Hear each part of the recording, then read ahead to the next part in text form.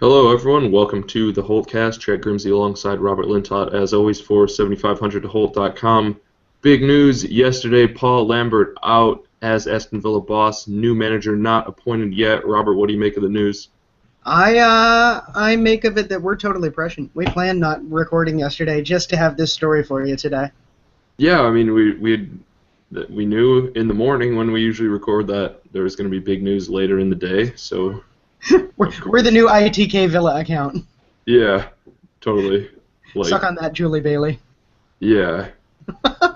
But what do I seriously make of the news? I think it was sort of inevitable. I mean, the guy was bulletproof, but, eventually that bulletproof vest wears out and one gets through, and that 2-0 loss to Hull had to have been the final straw. Yeah, after he signed the new contract in September, Villa had the worst record in the Premier League. Yeah, absolutely, and one of the worst records, period, anywhere. I mean, it was atrocious since he signed that new contract. Whether it be because of that or not, I don't think it made him feel like he was more secure in his job. Yeah, I think it was. And I don't know. It had to happen. It had to be time because the results just haven't been coming. The goals haven't been coming, and a lot of that may be down to the players, but you can't change the players right now, so you've got to change something. Yeah, tried to bring in a couple players in January. I don't think it was a bad window. I think it was a pretty decent window. I still think most of Lambert's business. I think it was pretty good. Yeah, Carlos Hill is on Tuesday at least. He was far and away the best Villa player on the pitch. He might have been the best player on the pitch. Period. Yeah. Unfortunately, he had 10 people not helping him in the slightest. Basically, that seems to be the problem. Yeah, so it was a nice 1v11 for Carlos Hill. Plus the ref, when he gets elbowed in the face by Huddleston and it's a foul on him. Yeah, that I'd forgotten about that. You just renewed my anger. Yeah, well, I mean, we'll get to that later. We're gonna talk more about that whole match and the disaster that it was in a little bit, but yeah, Lambert. I mean, what was Villa gonna do? I think it was the fans had reached a point when basically everyone wanted Lambert out. Yeah, I've never seen the Villa fan base so unified as after that loss. Just freaking everyone said, nope, that's it, we're done, get rid of Lambert. Maybe the other time would have been when Mikalish got brought in. Because I think... Yeah, I don't know. I think you could find arguments. I think you could even go back to 7500 to Holt and find pieces that we wrote saying, listen, it's not as crazy as it seems. We shouldn't hold it against him just because he managed City. Even though he managed City to play like shit, but... Yeah, I don't even think we were... Because I'm fairly certain, as much as I wish we hadn't, I'm fairly certain that we had some stuff on 7500 saying McLeish wasn't a horrible choice. I mean, at the end of the day, it's a results business, and we did stay up. Yeah. But, so, I think people were more unified even than with the McLeish stuff. Probably. Because, good God, it was... the mood on Twitter was just abhorrent. And there's, of course, the idea that Twitter is an echo chamber. You get the same things over and over again, and that doesn't necessarily represent the fan base. But from what I could tell, it actually did represent the fan base on Tuesday. Yeah, and when you see the home form really under Lambert, you see that people aren't showing up to the matches. I think it finally became pretty clear to the board, the higher-ups, that Lambert wasn't the guy. At least, I mean, if you bring someone else in, you could at least get the fans back on your side. Yeah, absolutely. It remains to be seen who they bring in and how quickly they'll get the fans back on their side. But I would imagine that support this weekend is probably pretty big.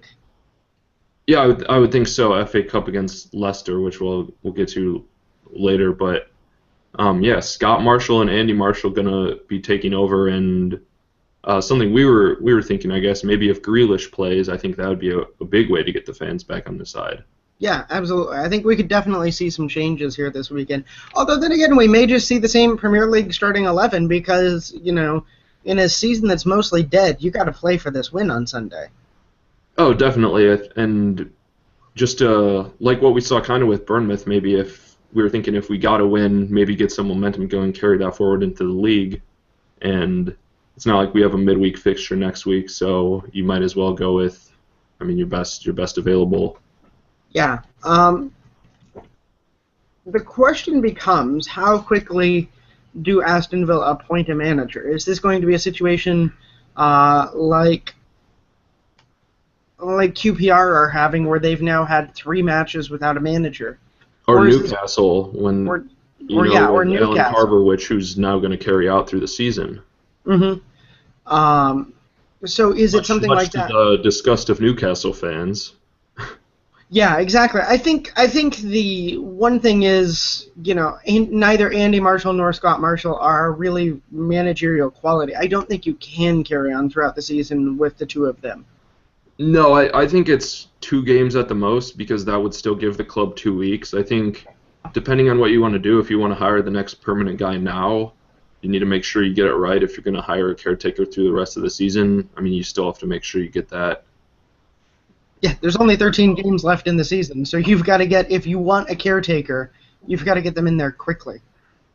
Exactly, yeah. So I think either either before the Stoke match, which will be next weekend, or just after that at the Yeah. latest.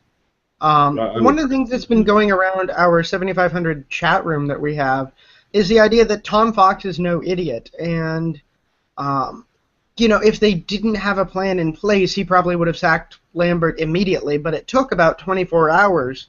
Um, so there's wonder, in our chat rooms at least, if Tom Fox has someone in mind and they're just finalizing details. And to me, that makes a lot of sense, actually. Yeah, I'd imagine you wouldn't dump the guy unless you had someone else in line. You know, Yeah, if you just wanted to get rid of Lambert, you don't want to appoint Scott Marshall and Andy Marshall for the indefinite future 2 weeks ago when you don't have anyone, you know?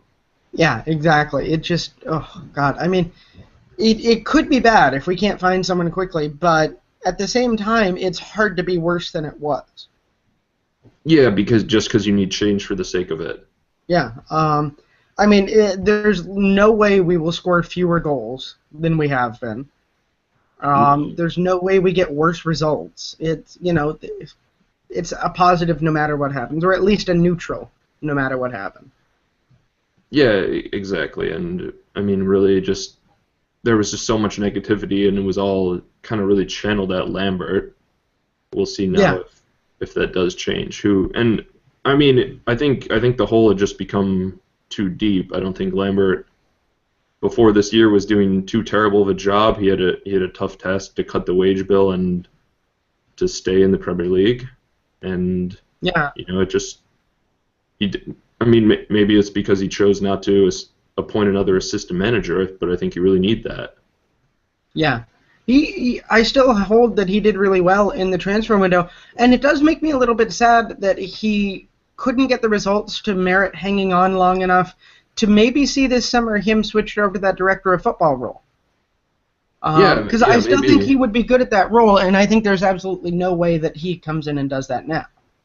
No, I don't think so. I think if he had kept us up, then they could say, hey, do you wanna move on? Do you want to move to a different position, or do you want to leave? hmm Exactly. Because in the summer, obviously, you have a better choice of managers, and I think even an easier time convincing someone to come in. Like a lot of people want Michael Laudrup, but he's under contract, and that's what he said about the QPR job as well. He said I'm under contract until June. I'm not leaving wherever he is, Yeah. Saudi Arabia, Qatar. Qatar. Yeah. Which is laudable. So let's take a look at some of the options out there, because you mentioned Laudrup, and he's in most places somewhere between third and fifth in the betting odds for what they're worth. Do you buy the betting odds at all, Jack? Really, the only one I do is Sherwood, and Sherwood's far and away the bookie's favorite. Then it's Glenn Hoddle, but everyone else is at least 15 to 1. Yeah. So I think they really have no idea what's going on, except Sherwood seems likely, and that makes sense. We've seen him at Villa Park this season, and I don't know. I don't think I don't think it'd be bad. I think it'd be a decent appointment. He got Spurs the best. I mean, not the best points in the Premier League. Their best finish was with AVB, but the most points per match in the Yeah. Premier League era was with Spurs. So Yeah, absolutely. Tim Sherwood has a lot of hatred directed at him from Spurs fans, but I'm fairly certain that any manager who doesn't win the league would have hatred directed at them from Spurs fans. exactly, and I mean, I gave Sherwood some crap for, I don't know, his tactics seem kind of crazy, but at Villa, I think if you have someone who goes for it, and I don't know, you could send 3 strikers out and 2 defenders or whatever. We need goals. It would be Yeah, entertaining at least. I like the fact that Sherwood is sort of a don't pull any punches kind of guy, because at this moment I think that's really what Villa need, is someone who won't coddle the players, who won't, take their crap from them. Yeah, maybe like a Felix Magath type. Yeah, a Felix Magath type, a Tim Sherwood type, a Roy Keane type, which I'm very perplexed that we're not hearing more about him. I mean, if you look at odds checker, he's up there in the top 15 or so, but just at 33-1 really. Hmm. And it's really hard to tell. I think there's even, I mean, at some places he even has the same odds as Martin O'Neill, which really is laughable. Laughable. Yeah, he is never coming back in. The way he quit on this club, I can't ever see Randy Lerner hiring him again. But And I don't think he'd be the manager who'd save you from relegation either. I think he's maybe at the beginning of if you had him at the beginning of the season or something, when the goal would be top 8 or top 6.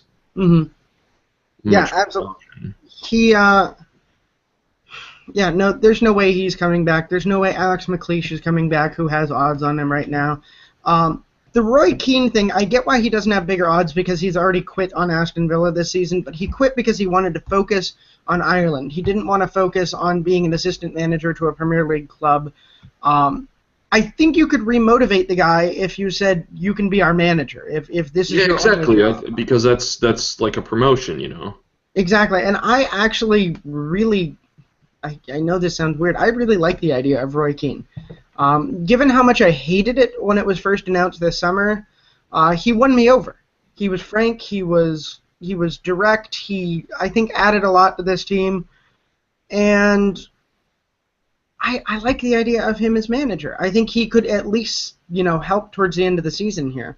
And maybe the results at the beginning of the season were due to his motivation, and if that's only a short-term thing that he can only get the players going for a short term, well, that's fine here because we only have 13 games. If he comes in and we win 3 out of 4 like we did at the beginning of the season, we'll probably actually be safe. Yeah.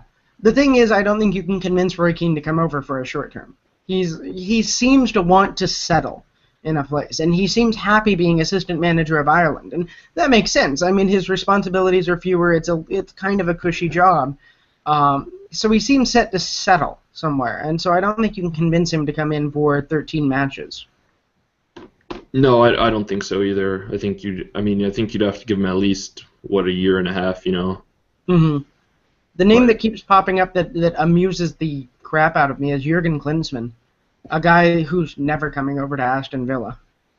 yeah, he was linked with QPR. I think they just like to link him with jobs because it's funny. Yeah, absolutely. I mean, he's been having, since the World Cup got over, he's been having a rough patch with the United States, but the United States also hasn't played... With all the players out of season.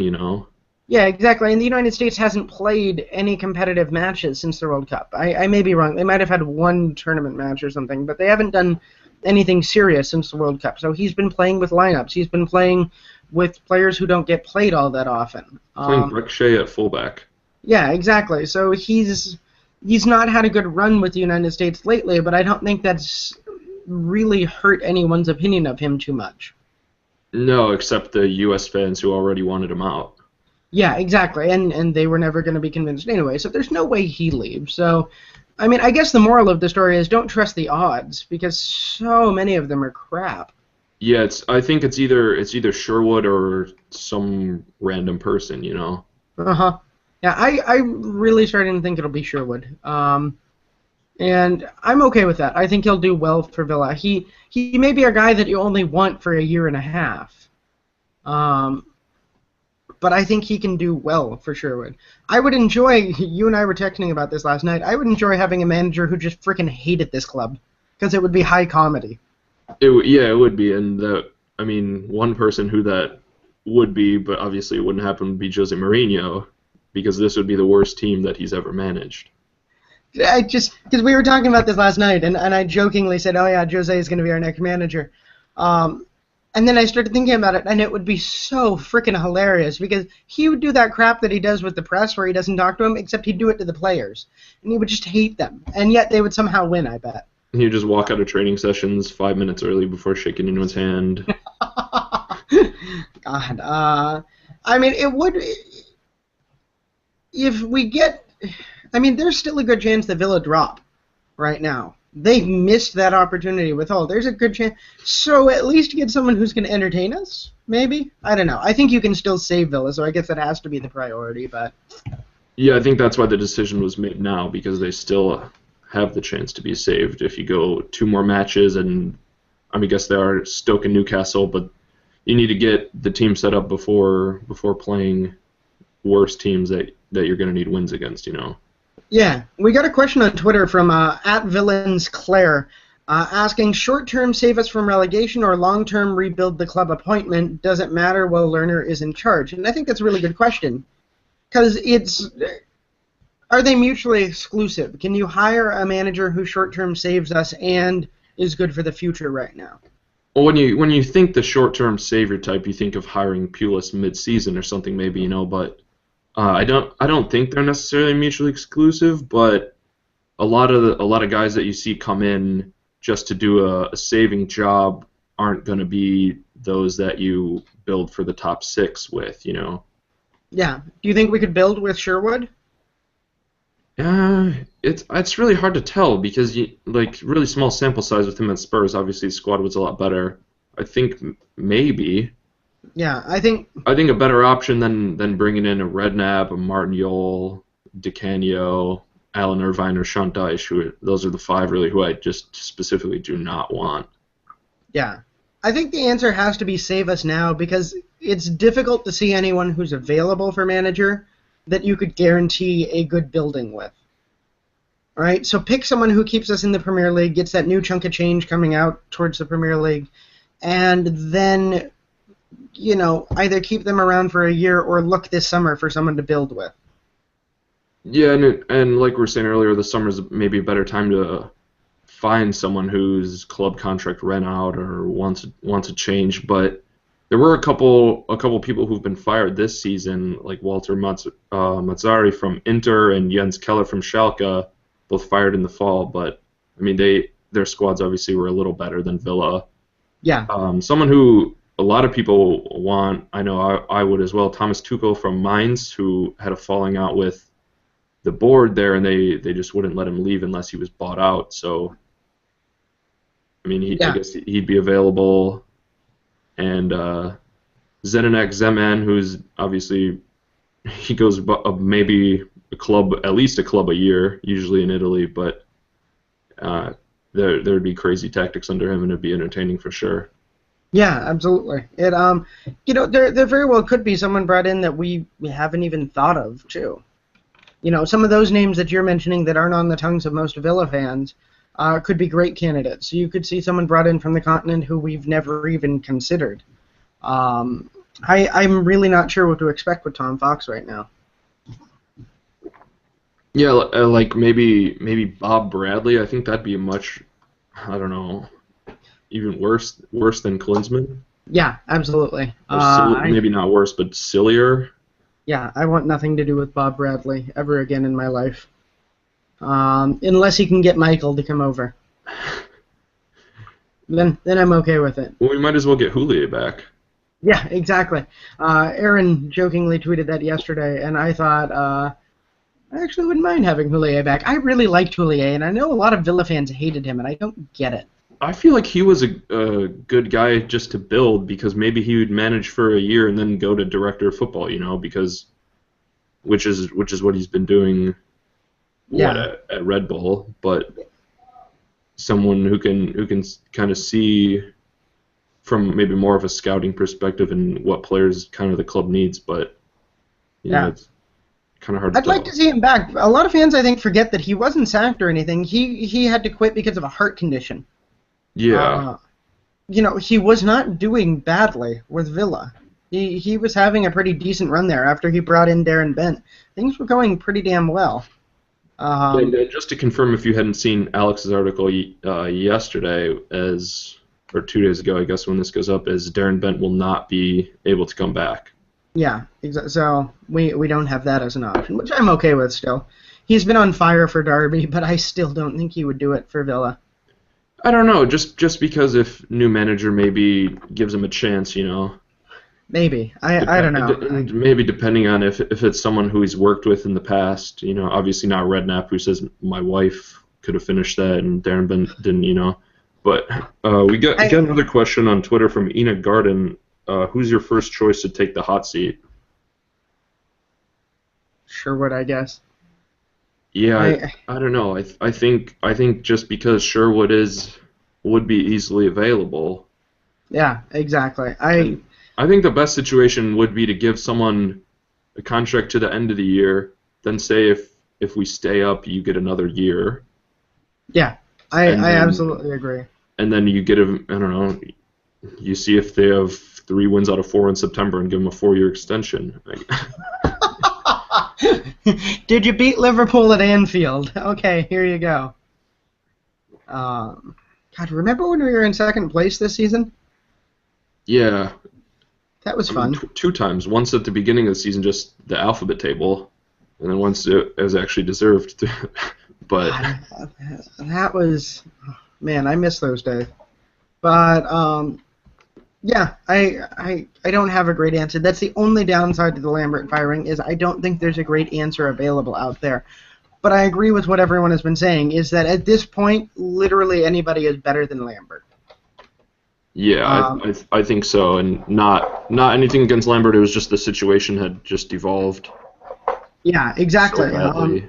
If you didn't see it, James wrote a really good article yesterday thanking Paul Lambert because the guy was put in a crap position. He had no money. He was told to keep this team up, and he did what he was asked to do, and he had a thankless job. And so, I feel badly for the guy because he never seemed like an a-hole. No, not at all. And I just got an idea, so I was looking. I was gonna check Duff-a-Bet to see what the odds for the Aston Villa manager would be. Oh.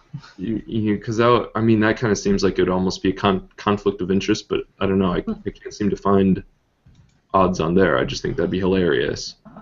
What's Genting offering? Yeah. Again, not sure, but that'd be pretty funny as well. Yeah, exactly. So, I don't know. There's not really a great option out there, but it was something that had to happen, and it's something that's probably a couple of weeks overdue.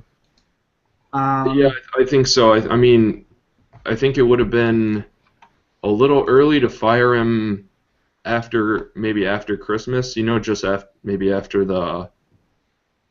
New Year. We had the Swansea defeat and then 0-0 against Sunderland and Palace. I think if we hadn't got a result against United, that kind of doesn't make sense. It would have had to go back to the Leicester and Crystal Palace at the beginning of December if we would have nuked those instead of won those 2. I'm a little surprised he didn't go after 5-0.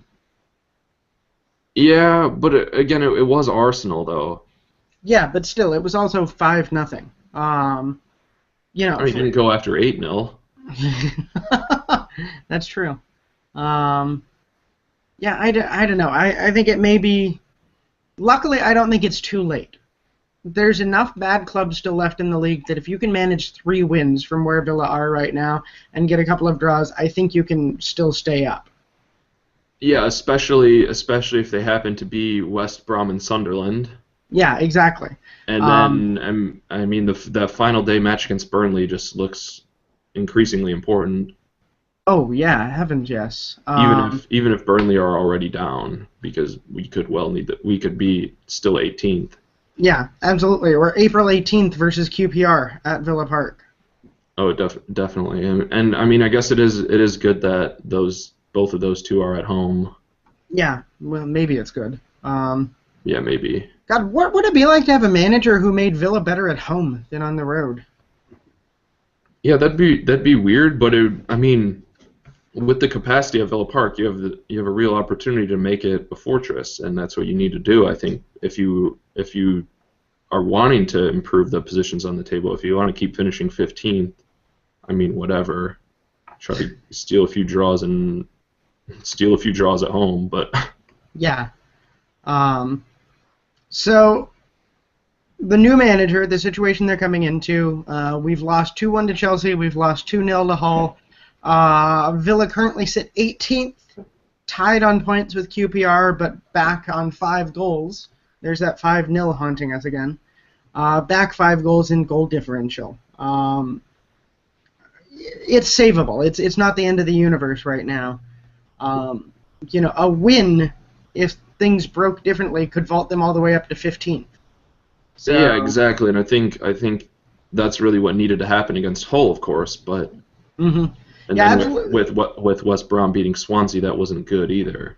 The loss against Hull was just a double duty because not only did it mean Villa didn't get anything, it meant Hull gained 3, which has really hurt us right now.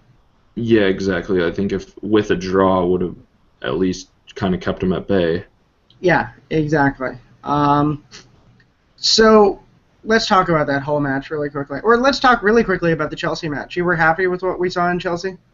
Yeah, I think so. I mean, the first 10 minutes, it looked like we were going to get hit for 4, and I Yeah. mean, only ended up being 1 with Willian and Hazard combining, which I mean, they're 2 world-class players. Yeah, You know, exactly. like basically everyone else in the Chelsea squad. Yeah, I thought Villa had a really nice showing. That goal, that pass from Carlos Hill. Yeah, I don't know why we don't take short corners. Yeah, no, God. Because you look at Carlos Hill, and his first move every time is to try to beat a man, Yeah. and he was destroying Oscar, who was marking him on that short corner. Hmm. So I don't know why we decided not to do that again against Hull. Yeah. But because That goal goes into the books as a Yura Sakura goal, but really it's a Carlos Hill goal, and he just bounced it off of a pinball peg. I mean that was an incredible run by Akora to get unmarked at the back post. Yeah, Just absolutely. ducked and went way outside, and Hill picked him up perfectly. Yeah, it And was since we've also seen Hill not really been able to deliver a good corner, and which the commentators really hammered noted on. on during the whole match. I mean, no one could. Westwood couldn't. Joe Cole maybe took one, but then again, Hull are one of the better teams in the air in the league. But like the commentators were pointing out against Hull, this wasn't a matter of just sending balls aimlessly into the box. This was a matter of taking corners and having them not get higher than a foot off the ground. No, I mean, there's that as well, and not they didn't look intentional. It's not like they were whipped in at 90 miles an hour or something, just Yeah, to try to pinball them in or something. it was beer league stuff. It was terrible, and it got to the point where I honestly thought, and I swear to God, I'm not exaggerating here. I honestly thought it would have been better for Villa just to kick it the entire length of the pitch and give Hull a throw-in, because it would have been less dangerous than giving Hull the ball on a break, which is what happened 3 or 4 times off of corners. Yeah, which is again, I think why you would do the short corner, because you'd have probably a 2-on-1 there. If you lose the ball, then you can go in for the tackle and give away a goal kick. Yeah, And exactly. reset, because on that second goal, on that breakaway, the through ball we had 3 defenders back against 1 man, Hmm. and it split all 3 of them. There's someone was man marking, and then the other 2 were just at the halfway line, and it split 2 of them, and then Yeah, it was pretty damn bad. There really was no good takeaway from that whole match, with the exception of Carlos Hill, who again looked incredible. But I think he needs to be played centrally. I actually disagree with that because I love the way that he's been given freedom. Yeah, He's you start him centrally, and he can go. You let him go wherever. I think you I got to think play 4-4-1-1 and let him go wherever, and don't have defensive responsibilities, and you have 2 midfielders behind him. I think that's in many ways what was happening, regardless of how he lined up, at kickoff. He was a guy who was just essentially playing the edge of the box. Yeah, mostly on the right, but yeah. and he would drift over to the left, he'd drift over to the center. He looked most comfortable in the right, and I'm not sure if that was his choice or what he was being told to do, but there were enough instances where he popped up on the left that I sort of think that he was given free rein to do whatever he wanted, and deservedly so. Yeah, for the most part, I mean, it's Scott Sinclair didn't do anything, and again, he still needs to get more match fitness because he hasn't been playing at all. But that was not a good match for him. It was not a good match for Vyman, not a good match for Gabby. I mean, Delph wasn't good. No, I mean, Hutton oh God, yeah. Hutton looked better, but didn't look great. Guzan flat-footed on that. I think Vlara's got to come back in. I mean, I think you gotta have a leader in there, really, in it. Who would you put Vlara in place of right now? I would put him in place of Akora. I say, well, you might as well just go in for a back three. Yeah. Because I think Senderos is coming back, and then you have a sub on the bench, or Baker. Yeah. I can't see them going with a back three, though. Especially for a team that hasn't been able to attack. You're not going to take Hutton out of the match, so he's still going to be in there. Because he's played well. You put Bakuna on the wing. I don't see them doing that. I think Hutton has earned his stay in the lineup. He's played well. He's played with an attacking intent, and he's, a couple of exceptions aside, been solid defensively. I'm not saying to switch to that just to get Hutton out of there because, like you're saying, Hutton has been one of the better players over the course of the year. But it's going to be interesting to see with whoever the new manager that comes in is what they decide to do. Yeah. And if they kind of try to insert some of the outcasts back into the fold, if that's Matt Loughton, who was great a couple years ago and then got stuck in traffic, and then Paul Lambert hated him. Yeah, or Leandro Bacuna, who was pretty damn good last year. Yeah, 5 goals. Yeah, exactly. I think you maybe need to find a way to get those people in, but the problem is Hutton has earned a spot. I don't think he deserves a knocking out at this point. Yeah, that's true. It's too bad we can't play Bacuna on the left, Yeah, or Hutton on the left, or. Yeah, exactly. I think they're both pretty one-footed, other players, I guess, that have kind of been outcast would be Nzogbia, which honestly, I'm okay with that. Yeah. Outcast for a damn reason. And Grealish, who's been just back into the youth side. Yeah, which is still strange. I keep thinking he should get loaned out, but I'm not sure if that's going to happen. Yeah, I'm not sure. I don't know. Depending on what the new manager sees, I think he could be useful. Yeah, absolutely. I also think he could be useful if he were, if he were loaned. I'm not sure he makes the impact this year. I think Heel and Sinclair will do fine there. Yeah, I mean, most likely, but yeah, if someone does get hurt. Yeah, that's true. And, I mean, it looks like Kozak's not coming back this year. More. Yeah, he's jogging in practice is the last we've heard of him. So and he was doing that this summer at Dallas. So. Yeah, but still could be a couple months away at least. But yeah, I mean, I think really striking options it's tough because I think you got to give Vyman the chance to play up front. Yeah, not on the wing. I think so. There were a few times where the ball was passed to Vyman on Tuesday, and he was literally standing on the right sideline.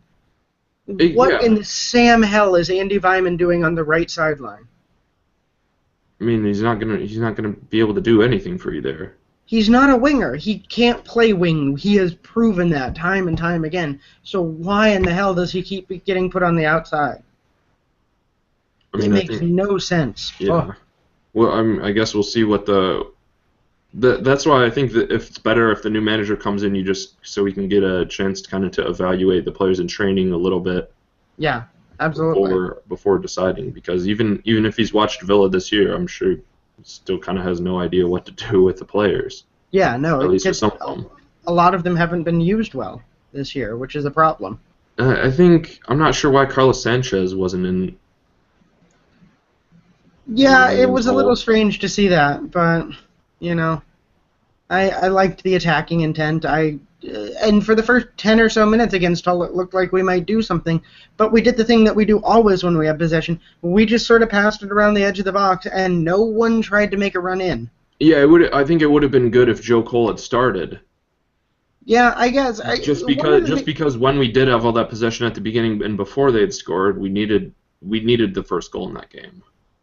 One of the things that the commentators pointed out is at one point the ball was on the right side of the Hull box, and you had 3 Villa strikers standing right at the top of the box, within 5 yards of one another, not moving. Just standing there. Like, not only not moving into the box, not moving, period. Just standing there, not creating anything. If they move, it draws, it creates not space. even pulling anyone. And it was wildly frustrating. I mean, Carlos Hill can do what he wants. If the strikers refuse to move, there's nowhere he can get the ball. Yeah, and like at the end of the match when Benteke knotted it down square across the 6 and no one was there. No one else was even in the box. Yeah. It was wildly frustrating, that match. And I think because of that, because we've put ourselves in danger of relegation, it makes Sunday more of a must-win for me. Even though it is the FA Cup? Yeah, even though it is the FA Cup, I think you need to win it to get the fans something to give a shit about, because, hey, then we're in the quarterfinals of a cup. I think you need to win it to give the team something to build on. And I think you need to win it because fuck Leicester. I think the worst situation would be to draw, really, and have a replay. Yeah, that would be terrible. Just really, from both teams' perspectives, they don't want another match on the fixture list. That's, Yeah, I think I don't know. I want to win it just because I want to see Villa win. I also want to win it because I really hate Leicester this year. Just hate them. Yeah, and I mean, if we could dump them out of the cup, win the season series 2-1. Yeah, exactly. It would be a joy to see them drop out of the cup. It would be a joy to see one of their idiotic players get a red card. And they've been doing just as poorly in the league as us. Yeah, absolutely. I enjoyed, while I was trying to look up the odds for Villa managers, the odds of the next manager to be sacked. Nigel Pearson was 1-1. Yeah, I think after last Sunday when Sky had announced that he was out and then he was back in. Yeah. You will lose money betting on Nigel Pearson because you have to pay a little bit in that fee. Like, that is insane. I'm not sure I've ever seen that. Yeah, it'd be interesting. So, I think it's sort of a must-win. I think you have to do it, even if it doesn't matter. Even if we lose in the quarterfinals, I think you have to win now to sort of stop the rot. 5-0 Arsenal, 2-1 Chelsea, 2-0 Hull. You've got to stop this. And we've seen hope from FA Cup matches get blown away. Like, the last FA Cup match win against Bournemouth was followed by 5-0 at Arsenal. But then we had Arsenal and Chelsea next, and like the one before Blackpool that we just kind of stole, honestly. Then we had Leicester next and we lost that, like. Yeah, absolutely. So I think, maybe that hope means nothing.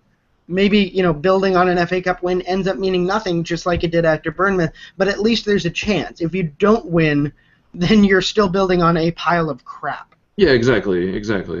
So I really do feel like this is a must-win, and I want to see a full-strength squad out there. The big question to me is, do you put Benteke in the starting 11? I mean, yeah, I think you do. Yeah, and I don't think you put him there because he's the best choice. I think, he is the best choice. I don't think you put him there because he's been good. I think you put him there because your alternatives are people like Gabby Agbonlahor. Yeah, and I think he's struggling, so you got to tell him you believe in him and try to get him out there to try to get some confidence. That's what it could be biggest for. Even if we lose to Leicester, say we lose 3-2, but Benteke has 2 goals. Yeah, that's huge. Yeah, it would. God, I mean, I almost literally cannot imagine Benteke scoring. Just the way he's been playing. I mean, I know what it looks like. I've seen it happen before, as have we all. But the way he's been playing, there's no hope that he's getting a goal. No, and it wasn't like that earlier in the season when he was slumping. His headers were going a foot outside the post, or it was close. Like the shot he had when after he came on, he got that shot away. It was well wide. Yeah, exactly. So I'm not even really sure who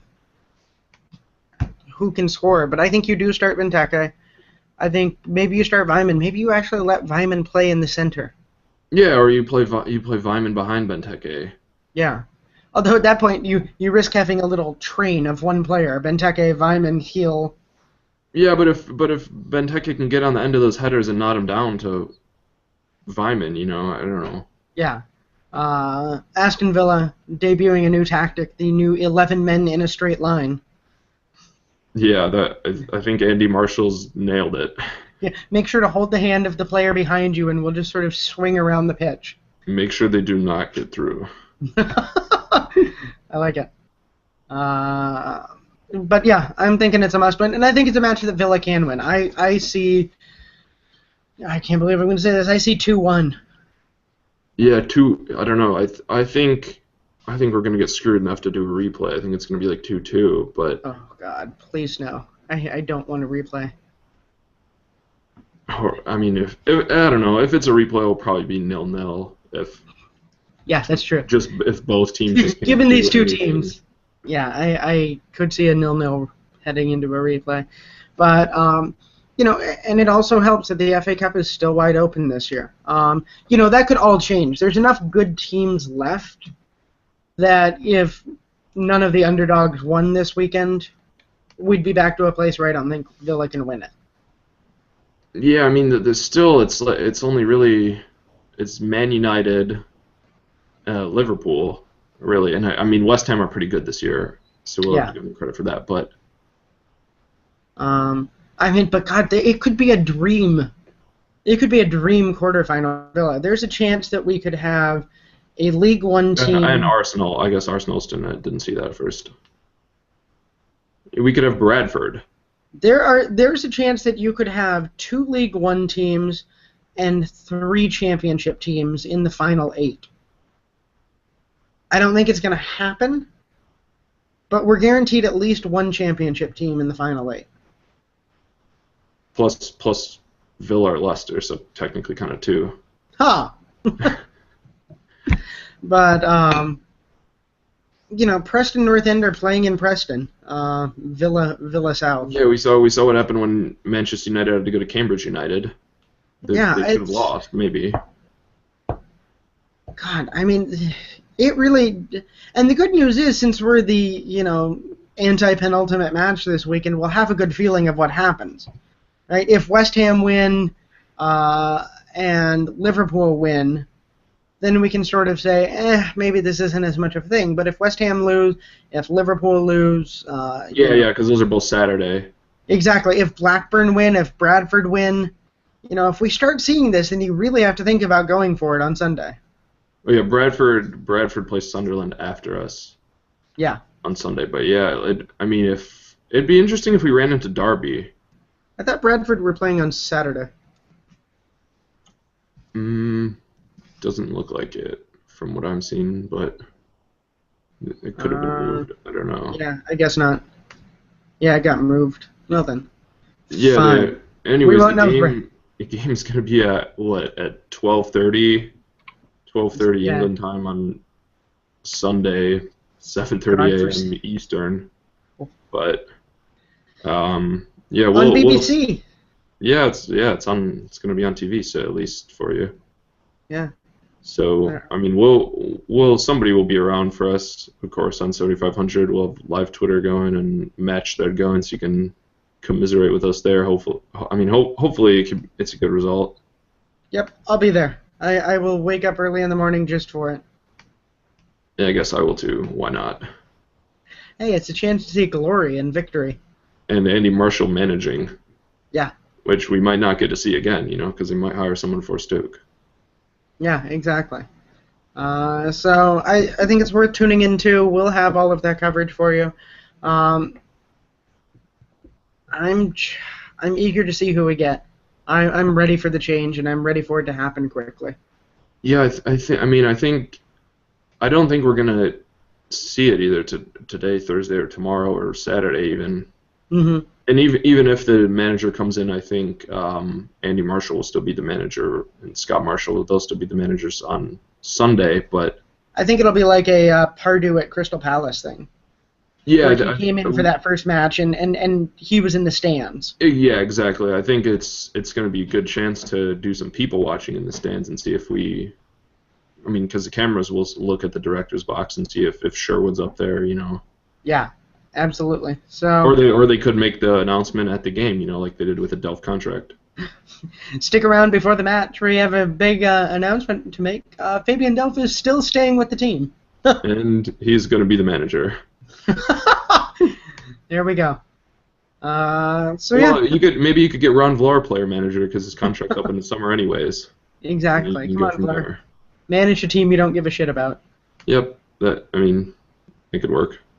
Yeah. So I don't have anything else for this week. Do you, Jack? Yeah, I don't know. I guess just remember we're still on Stitcher, Blog Talk Radio, iTunes, so remember to subscribe. Yeah, and YouTube, I guess, as well.